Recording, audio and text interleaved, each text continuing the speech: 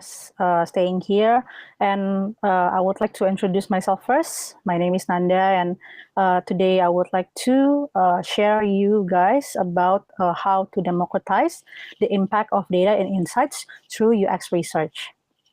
So this is a brief introduction regarding myself. Other than telling you my name, I will also tell you where I work. Currently, I'm working in a company called Tokopedia. And if you have any questions or you are interested to converse with me after this event ended, you may be able to approach me through my personal social media or also my email, which is stored below. So after introducing myself, I would like to also tell you about where I work.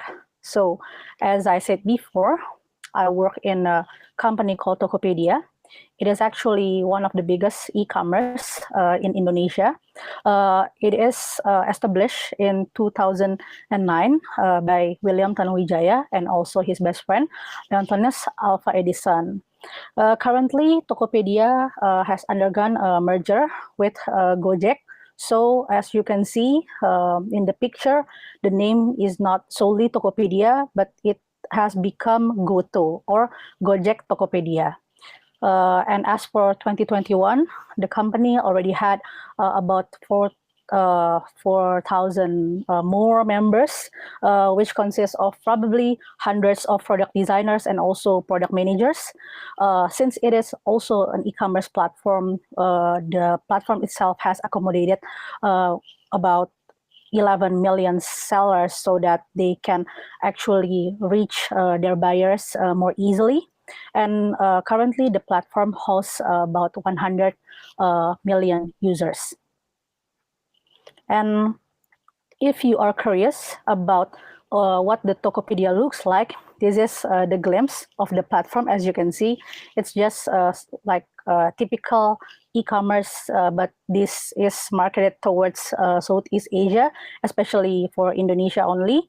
So you can see the pictures here, a glimpse of the app itself and how it probably functions. Okay, now I'm going to go through on what I'm going to give to you. So we today will discuss about several things. The first one is about making insights meaningful. The second one, we will go through the UX research maturity stages, and of course, we will also talk about the process of going through the maturity ladder. And last but not least, I will also talk about the summary regarding the presentation and what it means for you who have stayed and listened through all this presentation. Okay, so now I will start about the first topic. It's about making insights meaningful. So as you can see, my team name in Tokopedia consisting of RAD or Research, Analysis and Development. It has been actually established since 2017, and since the time of establishment, we from research team always aim to create meaningful insights so that we can help stakeholders in reaching their goals. And we want them to be able to derive actionable insights from the research results that we present to them. So now I'm going to tell you a little bit about how much our team grows on the course of 5 years. Okay, so as you can see, the team in 2017 has grown, the team members, I mean, we have grown from a team of 5 into a team of almost 30. And then we also have a shift in direction. We start off as a team which is request driven, which means that stakeholders or people within the company usually request things to us. But as the time goes by, we shift the direction to be more initiative driven, which means that we try to give the initiatives back to the stakeholders and pitch back our ideas so that we can help them in creating direction for the company. So I'm going to delve a little deeper on how we are making this transition over the course of 5 years.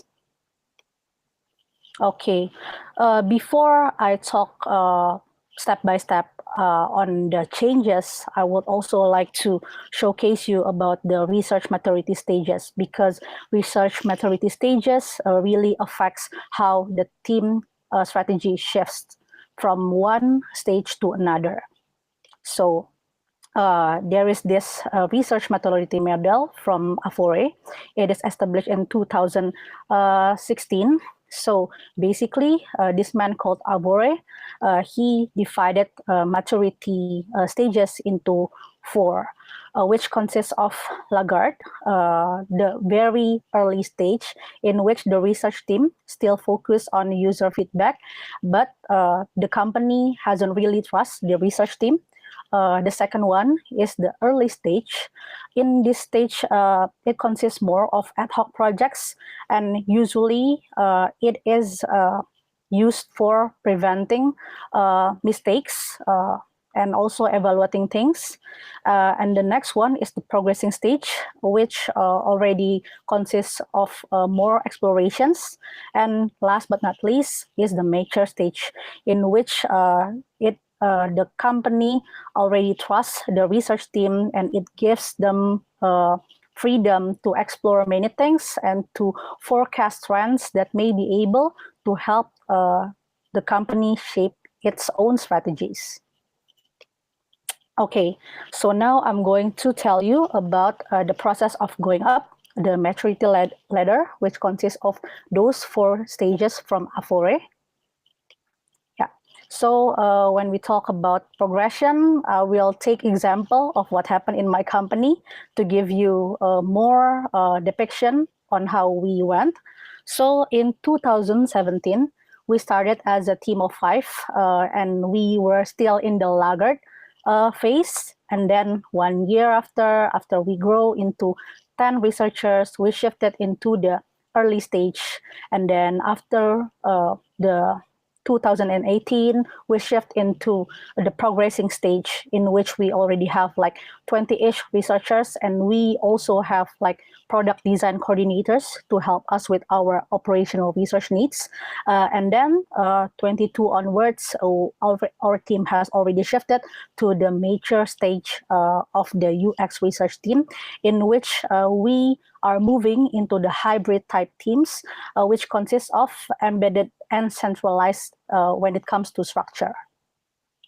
So this is the preview of what we went through when we were in 2017, when we were still in the laggard phase. So as you can see within the picture, it's a centralized team structure, because we are still low on bandwidth and resources. Therefore, our focus within this stage is to gain trust and also awareness from the stakeholders. So basically, because the RAT, our research team in Tokopedia, is placed under the product design team, we receive a lot of requests from designers from different tribes or different product lines for usability testing and also other evaluative things. And then the researcher will help them in conducting the research. Yeah, so this is the photo, very nostalgic on how we started.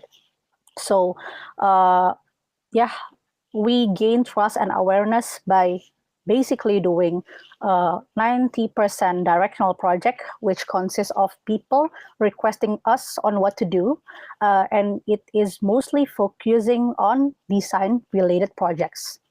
And also in terms of methodology, we conduct more usability testings, because we want to evaluate the design that the designer has made.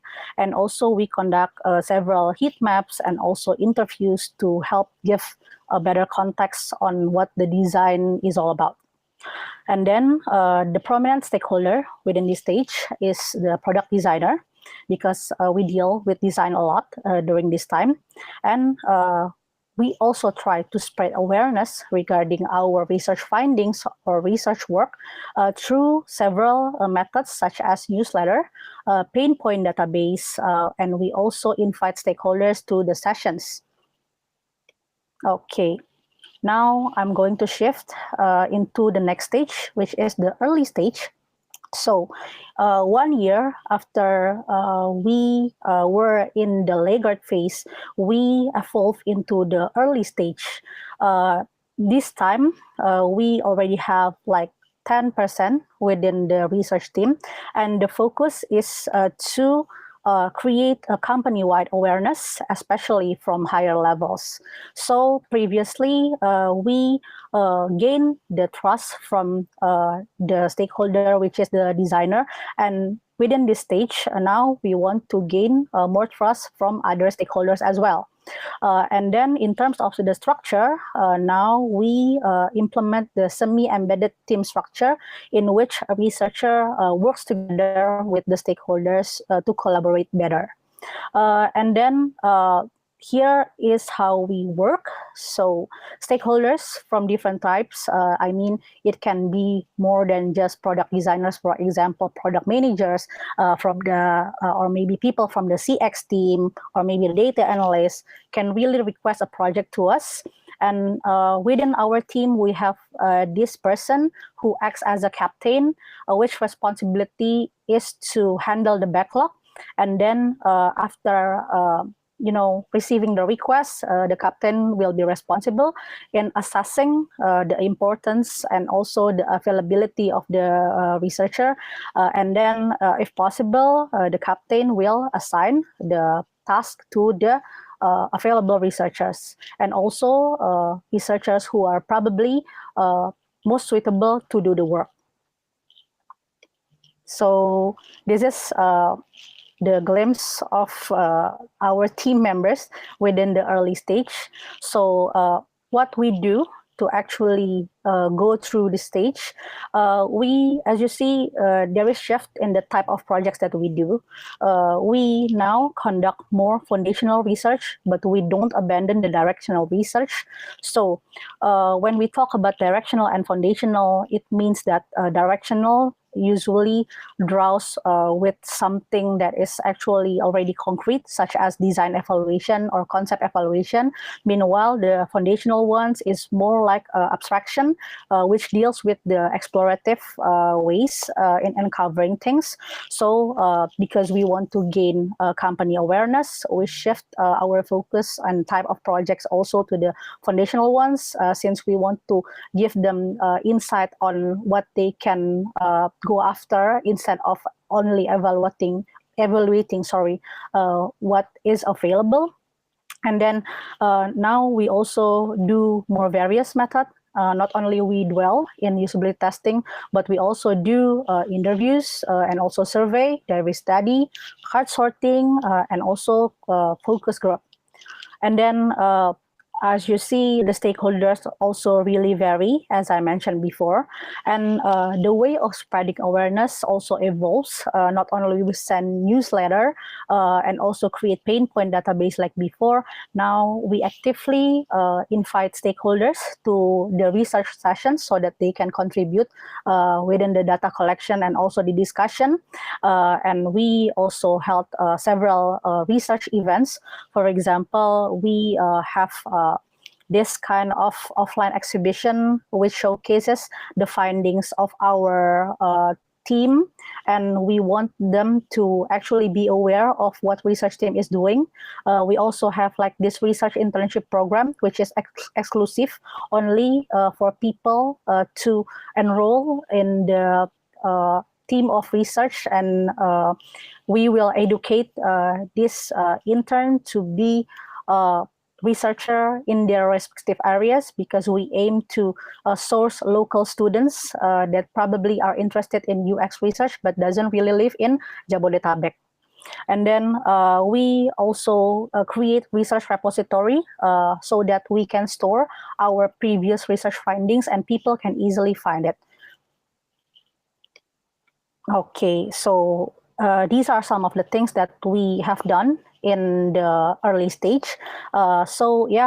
We also contributed in doing the research within the company event. For example, in MakerFest, there is like this event in which the company held to help local sellers in promoting their product, and we did guerrilla research in that area so that we can gain insights from multiple locations, especially those around the central cities, so that we can get insights from rural areas as well.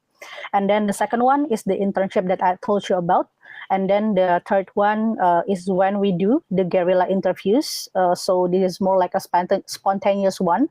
And then the fourth one is the glimpse of how we work together with stakeholders in participating within the research process. Okay. Now I will shift into the progressing stage. In the year 2019, the team has grown into a team of 20-ish people.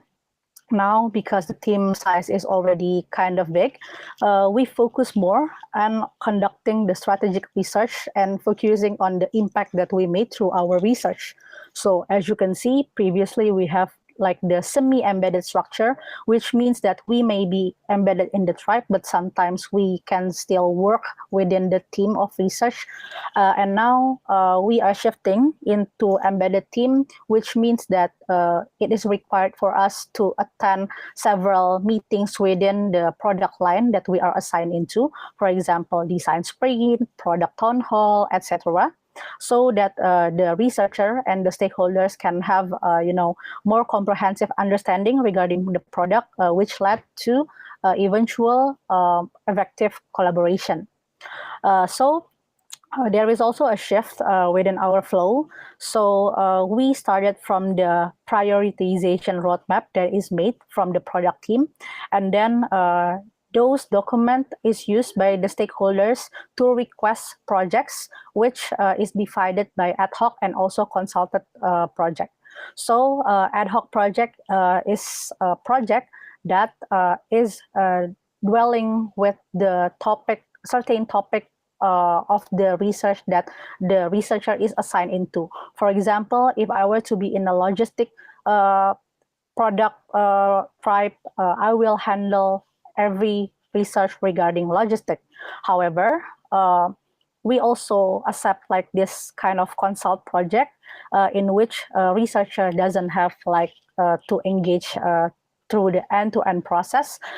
This is the kind of project which is really fast, and researcher here only responsible to assess the research materials that the stakeholders will conduct, because in the consulted project, stakeholders is encouraged to conduct the research by themselves in order to gain better understanding regarding the research and getting better knowledge regarding their product also. Yeah, so this is the glimpse of our team in 2019. As you can see, we mostly focus on foundational type of projects because we aim to shift into more strategic research. And of course, when we shift into something more strategic, so does the methodologies that we use, it also grows.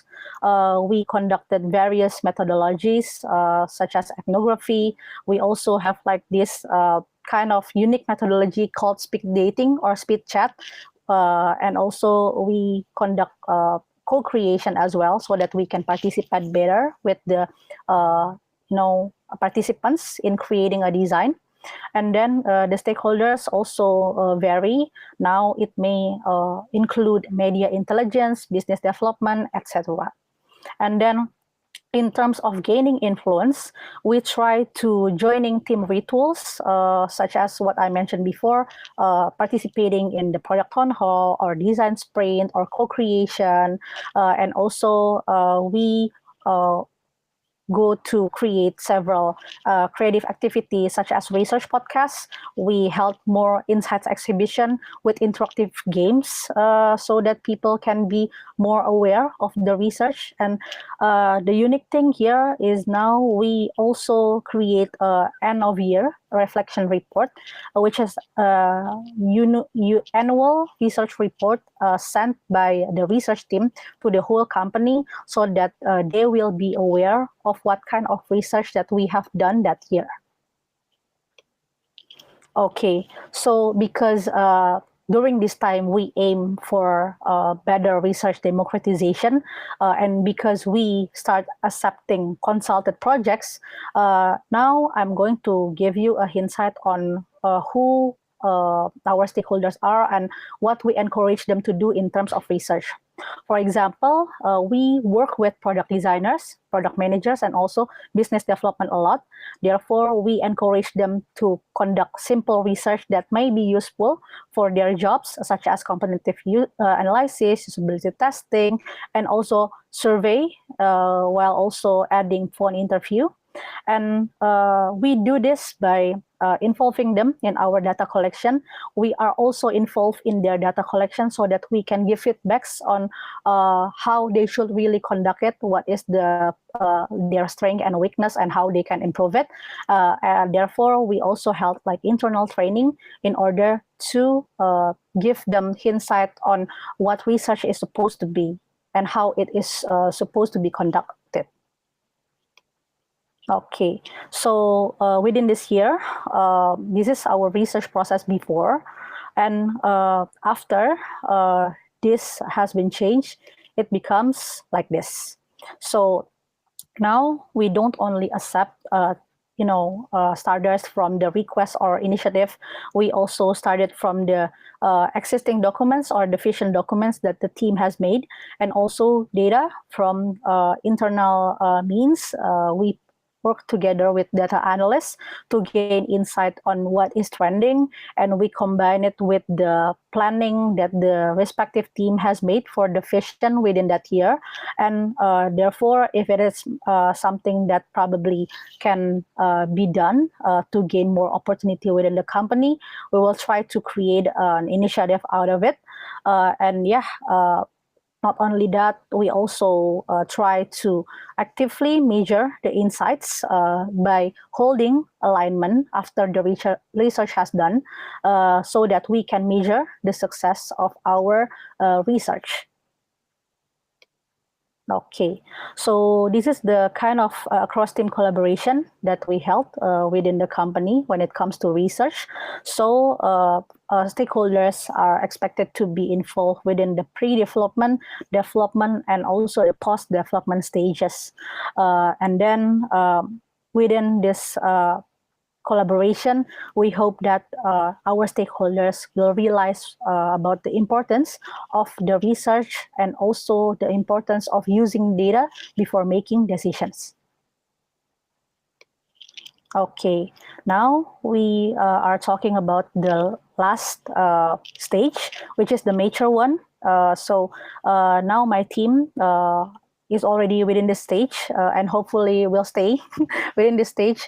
So since 2020, our team has considered our team as a mature team because now we have more than 20 researchers. Now in 2020, we are almost a team of 30. Therefore, our focus shifts within the influence to the product and company direction, and also the team growth itself, because we still aim to hire many researchers in the future, and we would like to establish a system that will enable the team to work more effectively, and so it can be more impactful towards the company. So there's only this change in which research leaders develop prioritization projects to be done in the next quarter. So other than the ad hoc project and also the consulted project, now we also have like this prioritization that needs to be done. It is actually something that is usually plotted by the leaders, and it is assigned to certain researcher with certain expertise to conduct it. Okay, so this is how we influence product and company direction alongside team growth. As you can see, within this stage, we only conduct 10% of directional research. The rest is about foundational research, which consists of UX research, product research, and also market research. So we use numerous methodologies now because the pandemic hits and it has been very impactful to how we work. We mostly conduct everything online, and then as for the stakeholders, now we not only gain requests from product managers and also the designers, business people. We also directly get requests from chief level, VP level, so people within the strategic roles. And then, because our audience now is becoming more strategic, we held several rituals such as monthly insight presentation to the chief, and also foundational and innovative research in which we explore the possibilities of the several products that are not yet here in Indonesia, and we would like to assess people's acceptance towards the concept. And then we also transform our OKR and triangulate the data with the data analyst team so that our insights can become more comprehensive. We are also still conducting the end of year report highlighting impact so that people will not forget about what kind of impact that the research team has made. Okay, now we are already in the last presentation topic, which is the summary of what I have just tell you about. So here's some of the tips if you want to shift your team from the directional to more foundational research so that your team can be more strategic within the future. So if you are a team of probably 5 people or below, you may want to focus on building awareness first, because everything that you do, it probably won't matter if you don't really get acceptance from people that you are working for. So in this stage, you may want to focus on befriending people and also showcasing them about the possible work that you can do to help them. Maybe you can try to assist them in their day-to-day job, and it is expected for you to communicate with them closely so that you can assess what they need and actually help them to overcome their problems. And then, if you are a team of 6 to 10 people, you may focus on building awareness on a company level and also higher ups, because now you have more bandwidth than before, and you probably want to challenge yourself to do more complex projects. This should be done in order for you and your team to increase the exposure and also the strategic impact that you want to showcase to another team, so that you will have a lot of more freedom to act as a research team. And you can also create company-wide events that might help you in gaining exposure.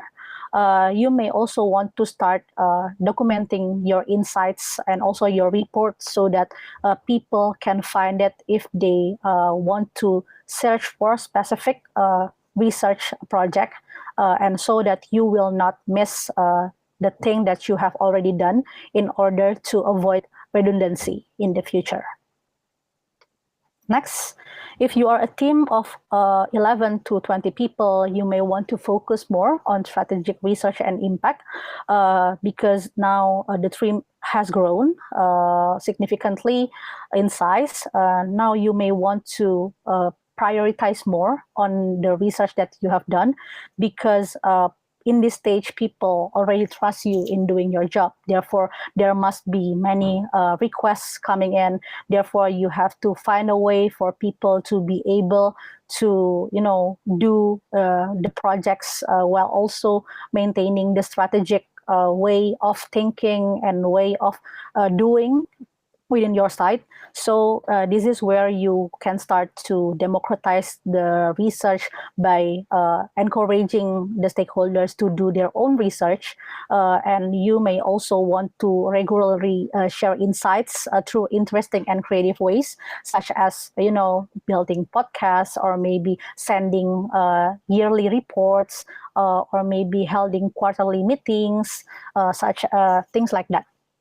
And if possible, you may want to hire people who will handle operations because it will be hard for you to focus on so many things at once. So you better find dedicated person who will help you with the operation things. Okay, now the last thing is if you are a team of more than 20 people, you may want to focus on influencing at bigger scale and also growing team itself, because in this stage, you may be expected not only for conducting the research, but for what already is presented, but you also are expected to find opportunities that people haven't yet discovered before based on numerous ways, because in this stage, the research team itself has become the key for forecasting the trends for the future. Therefore, in this case, you have to better triangulate the data and also find creative ways in, holding your research. And also, you may want to build more systematic mechanism in order to strengthen your team, since you may want to be able to maintain the quality of the research that you have done and may want to grow your team to become bigger and more strategic in the future. So yeah, I think that's pretty much it. Thank you very much for listening. If you have any question,